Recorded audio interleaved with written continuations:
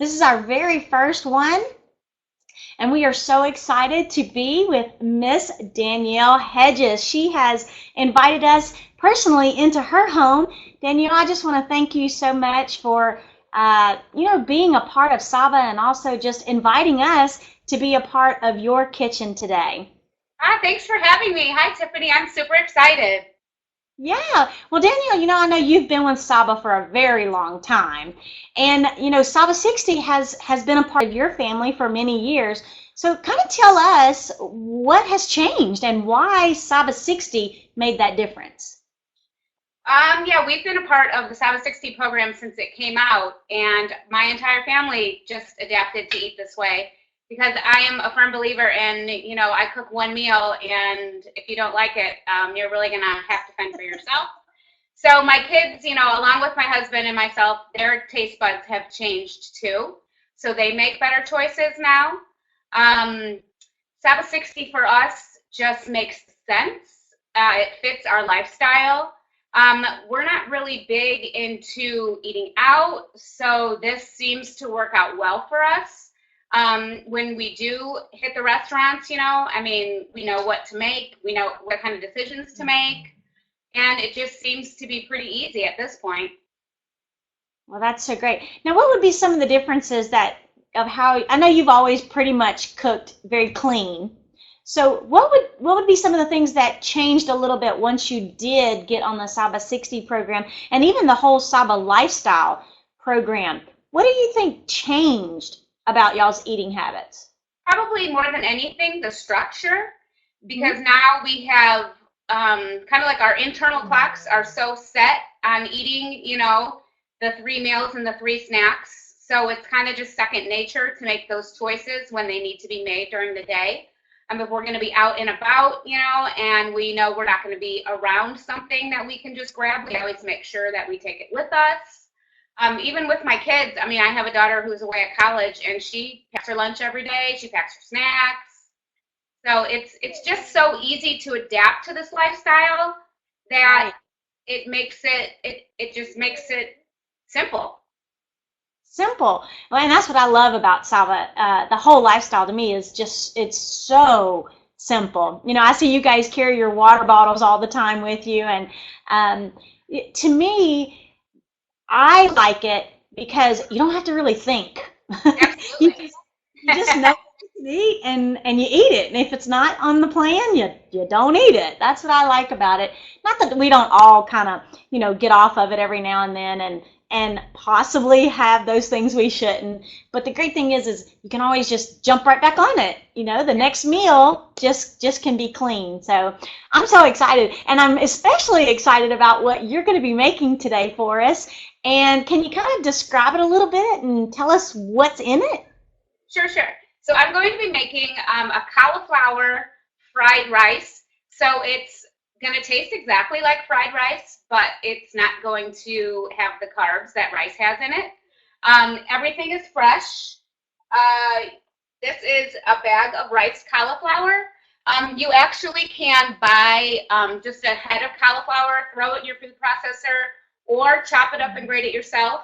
But for me, these are a big time saver. I can get 2 packs of these, and I think they're a pound each um, for like $5 at our local club store. You can get them, at the regular grocery store. It just is easy. You can make mashed potatoes out of this or Fox mashed potatoes. I use it to make pizza crust when we have pizza. It's pretty easy. So basically, I'm making cauliflower fried rice. It is going to have in it just some veggies and a couple spices. That's it. And Danielle, tell me a little bit about that cauliflower rice. Now, is that just cauliflower? Because we don't like to put any extras, Yes. in our Yeah. systems. So what This, is it? believe it or not, this is actually organic cauliflower rice. So that to me, when you can get 2 pounds of an organic vegetable for $5, it's Really? worth the price. You can't beat that. I think a regular head of cauliflower sometimes is in the store for like $4. Right. And it's already done for you. I Absolutely. absolutely love Yeah. it. I've never It, actually it bought saves a nice mess. I can't wait. I'm going to go find it myself. I can't wait. Okay. Okay, So what so is do you want me to start? Can I start? Okay. Yes. Okay. Now, I am not a really big recipe follower, which even, when Sabbath 60 first came out, I remember everybody wanting certain recipes for certain things. And that is such a common question. Oh, what's the recipe for that? For me, like fresh, real food like this doesn't really need to have a recipe. But for argument's sake, because I know a lot of people will probably want to jot this down. Now, I would never normally, measure my olive oil, but it's roughly about a tablespoon. I've been cooking for, gosh, 25 years. So I mean, it's easy for me to just guess. So you just, As we say in Louisiana, a pinch of this and a pinch of that. That's what we say in Louisiana. the only thing I really, really measure is sometimes when I'm using, like coconut flour, because okay, and that's a rare occasion for a dessert. Anyway, so I'm just going to put the olive oil in my wok pan and get it kind of heated up. And then I already have chopped up probably about a half a cup of onion. This is 2 carrots that I peeled and cut, and then some garlic. I don't always keep garlic on hand, but you can use garlic powder. It's a perfect substitute, but you wouldn't want to put that in until the end. So I'm just going to put these vegetables in, and you probably want to saute it for, I don't know, maybe 5 minutes.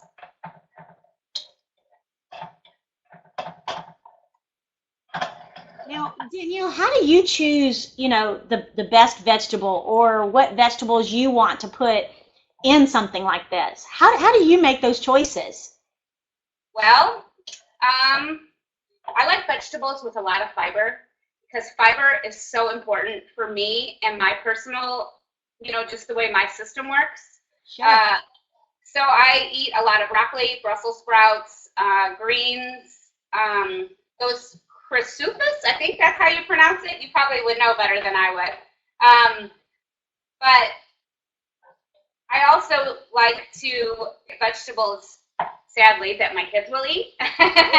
Right. We all have to do that. They have definitely adapted and learned to like so many different things that they never would have eaten before.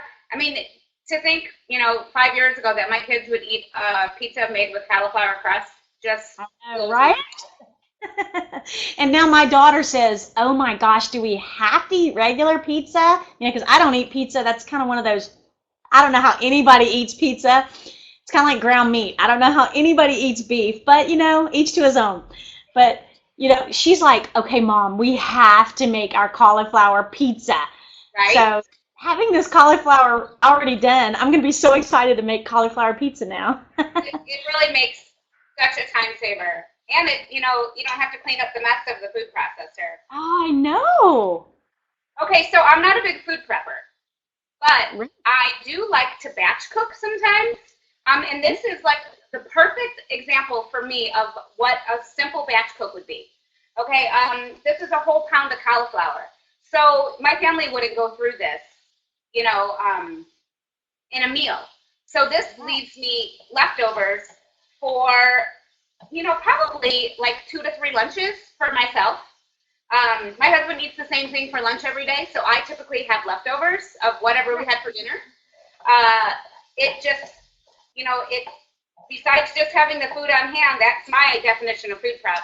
But this whole batch cook thing, yes, it's kind of like my thing. I just want to make extra, so when I, need to go somewhere and I need to grab something out of my fridge, I don't have to worry about making myself a salad or making sure that I have a bunch of stuff chopped up and ready to go.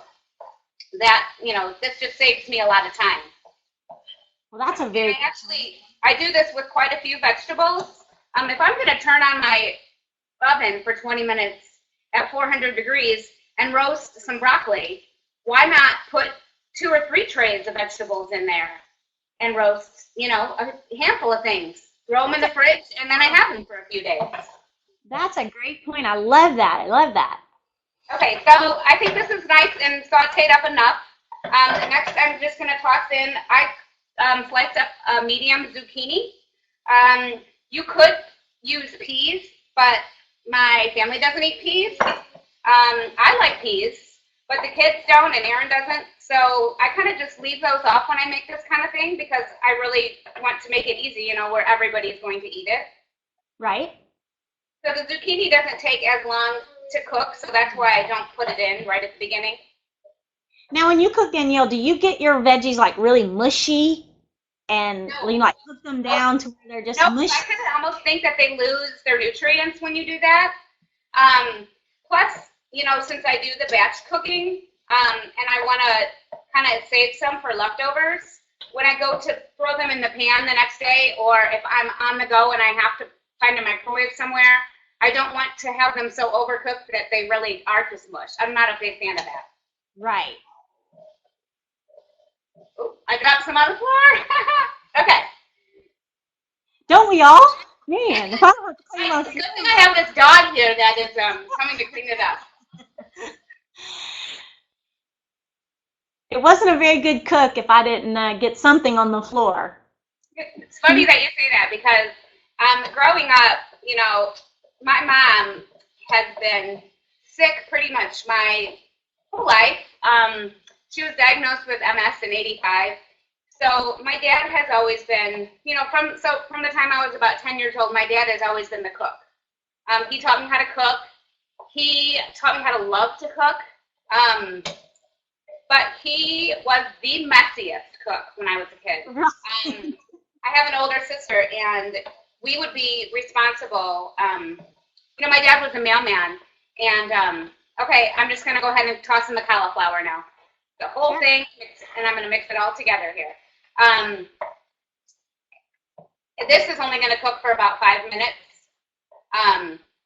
but I'll finish my story here real quick. It's kind of cute.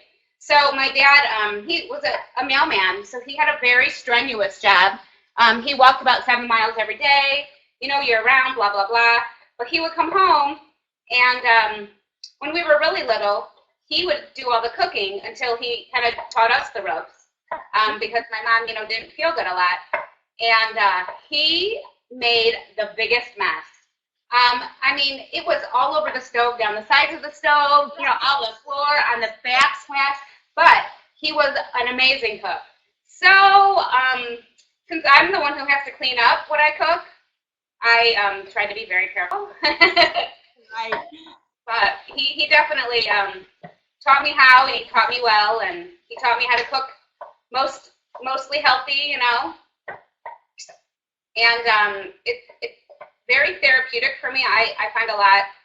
I guess it's sort of like an art, maybe. I'm not very good at painting or drawing or anything like that, but I consider myself to be good in the kitchen.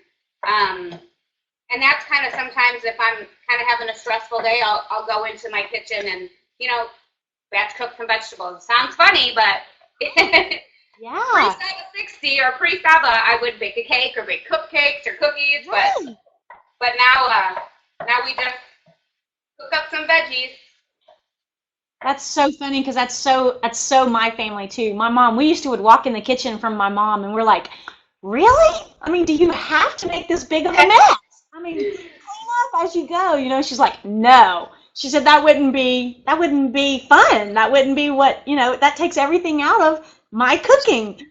And so when we would all go in, of course, it was our job, you know, with I had 8 brothers, I had 7 brothers and 1 sister, and you know, it was our job to clean up after her. Right? And, you have to, but even today, she's still just like that. But man, can she cook? You know, but the great thing about the Saba plan is just like you're saying, you don't have to be that great of a cook. You don't have. Yes, we love to cook, Right. and yes, but learning to cook like this, you begin to love cooking because you know that it's healthy.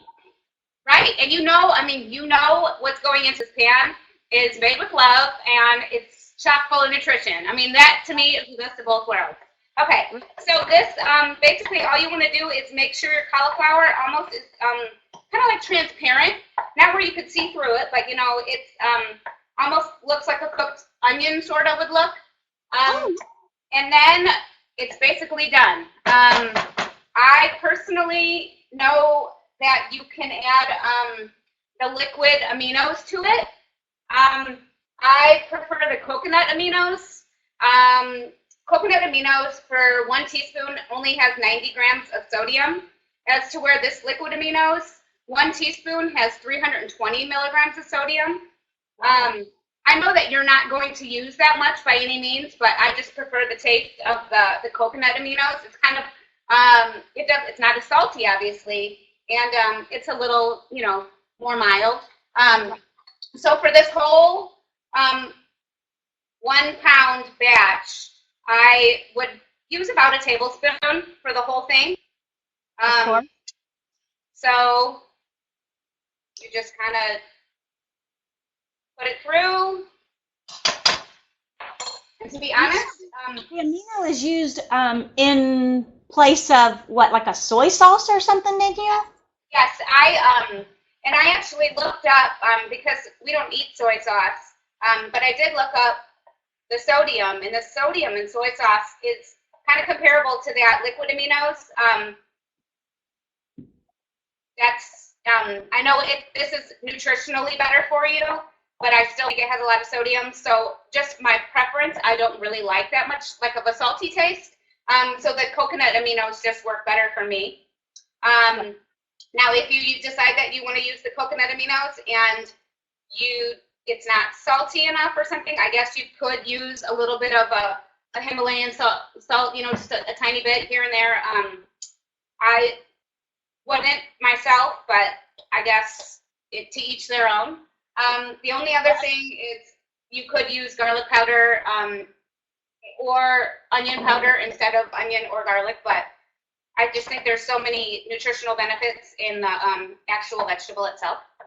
Absolutely, in the real thing. And of course, if you're strictly following the meal plan, you could use Mrs. Dash, which is what we recommend.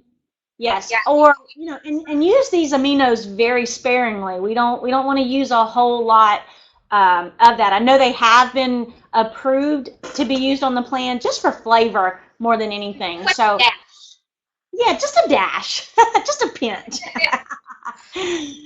That looks so good. I can almost smell it from here, Danielle. Wow.